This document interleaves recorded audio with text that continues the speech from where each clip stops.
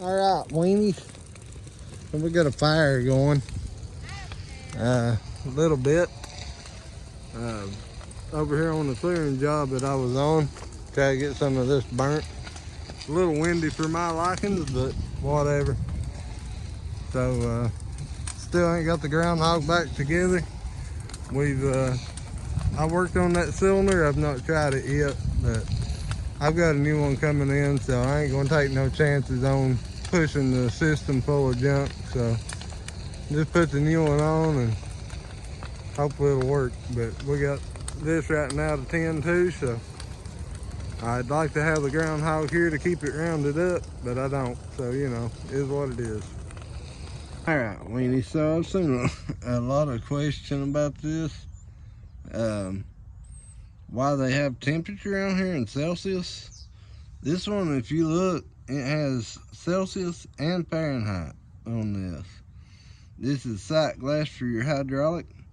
It tells you how full it is, and then once it gets hot, your hydraulic oil will expand or contract, and when it gets hot, you can tell what temperature your hydraulic is, keep you from overheating your machine. But the main part is the sight glass, so you can see how full it is. Mine usually stays up about 80, but I have the boom and stuff stretched out right now, so it's not going to show right. Plus, it's running up on the ramp. But anyway, as y'all know, this, as it gets hot, it's going to expand or contract. Most likely when it's hot, it's going to expand. So, if you've got it up here on 80 and it expands, it starts getting hot, it's going to come on up here. But if you get this all the way up here and you're completely full here and it expands, then most likely it's going to push it out back here out the vent on the hydraulic tank, the lid. So I always try to run mine in between about 60 and 80, or right at 80. I never put no more than that in it. I've never really had too much of an issue. I have had it to spew out a time or two when it gets good and hot. Like if you're on a hill and you're working it hard or something, it'll push it out. But never had a real big problem with that. And y'all have to forgive me because I've got I think I've had a little touch of pneumonia or something, and I can't I can't seem to get over it. But I just wanted to talk a little bit about that. I've seen a lot of people on YouTube comment about that. It does have Fahrenheit on it, so, and it tells you what kind of hydraulic oil, to use in wintertime and summertime and all that. So everybody knows, kind of stickered right there on it. So it's a YBM46 for summertime anti-wear hydraulic oil. Wintertime low temperature hydraulic oil is YCN46. So kind of gives you an idea on that. But anyway, on this particular model, which I think is pretty well discontinued now, this is your hydraulic oil, and this cap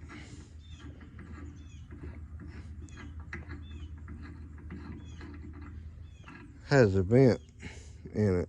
So as you see there, in the O-ring, the cap is actually supposed to screw off of the threaded part, and this part stays in there. But it's never worked that way. It's always been this way, so whatever. It never did get tightened up in there, and I ain't, that works fine for me. It don't bother me one bit.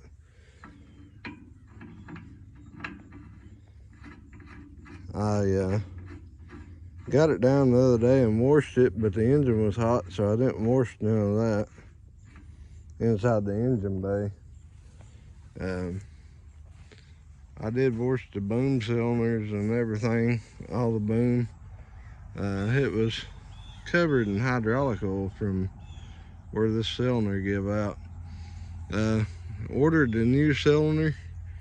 I think they sent me the cylinder for the bucket. I mean, if you look at them, they're really close in resemblance. It don't come back as far. The stick don't come back as far. Before it would come back and hook on the blade. And now 90 degrees is pretty much about the maximum that you're going to get out of it. So I don't care for that, but it's $250 and I lost a week's worth of time, so I wasn't worried about sending it back. You know, I had to make money. I couldn't send it back and wait another week or 2 weeks or whatever it would have been. So I put it on there and I'm going to use it till otherwise. I get a few bucks ahead. I may try to reorder and get the right one that goes here and hang this one up. I rebuilt the old one. It wasn't worth a crap. It worked about 2 times and started leaking again. Those are actually, I think, pretty well just a throwaway deal, you know. I could probably order it on Amazon or somewhere, I don't know. But they're expensive anywhere you look, so that's that. And just wanted to talk a little bit about that. I've seen a lot of questions about it, you know.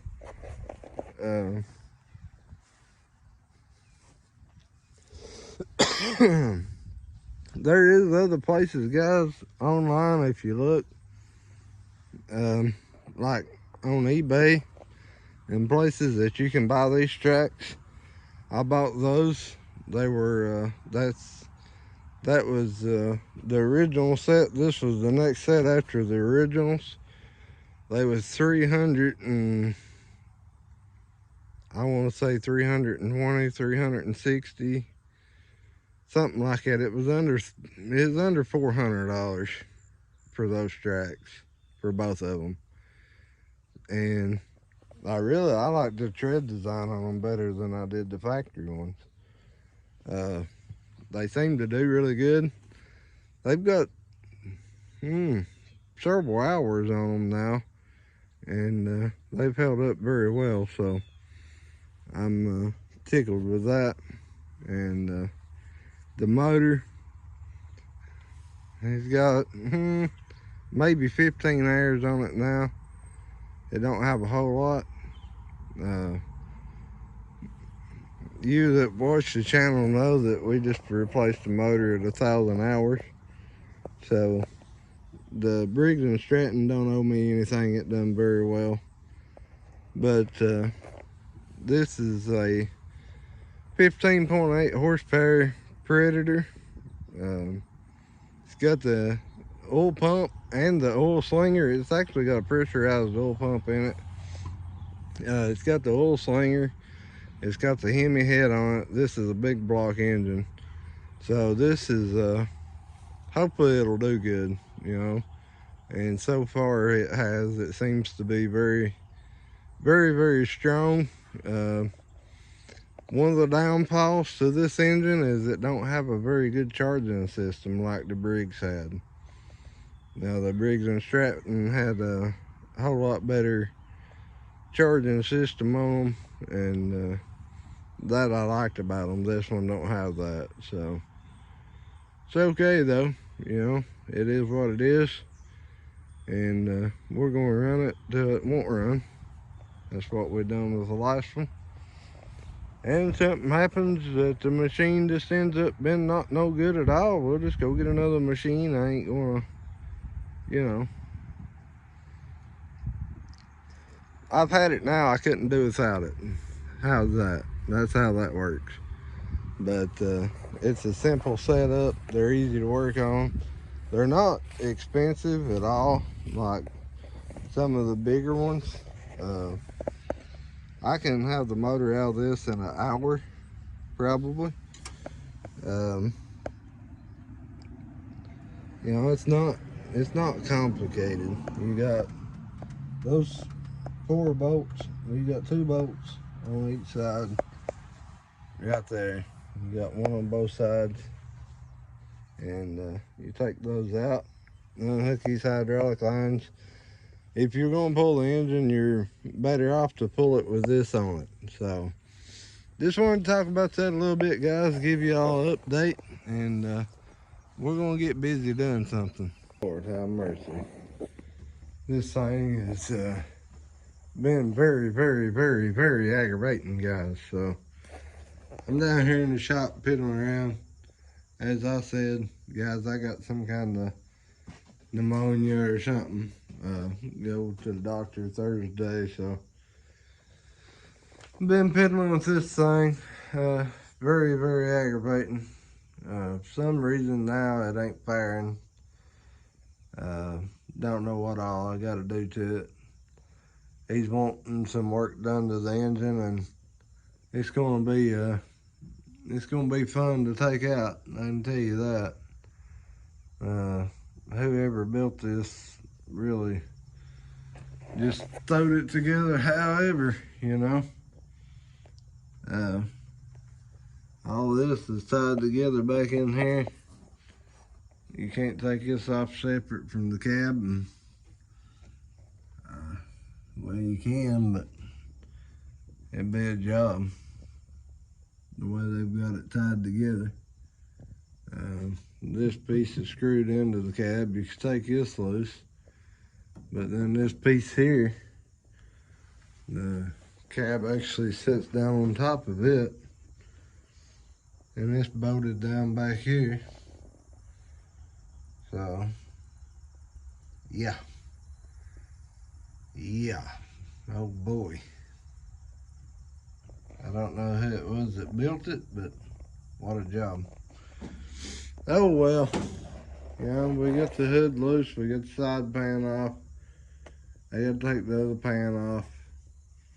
We get all the mechanical stuff fixed, and then we'll start putting it back together and try to doll it up, fix the paint. The hood sits forward, as you see right here, about 1 inch from the cab.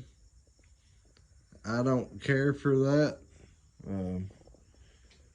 He told me he trusted me to do whatever, so I think I'm gonna take all that loose down there, cut 1 inch out, and let it sit on back. I know why they've done that, so you get your hands in there to raise it up, but it'll have handles here on the side. You can raise it up with them. I don't know. It's gonna be a job. Try to doll it up and make it look like something. He wants it to look a little better. He wants a little more detail on it, so it is kind of plain, you know. Maybe put some lights on it, and we're going to change that stack. We're going to put a new smoke stack on it. I got the pipe there for that already. I showed you guys what the old one was. There's the old stack that come off of it. So we'll figure it out. We'll get it dialed up, get it fixed up. It's just going to take some time. I was hoping to maybe have it done before Christmas, before lights in the park.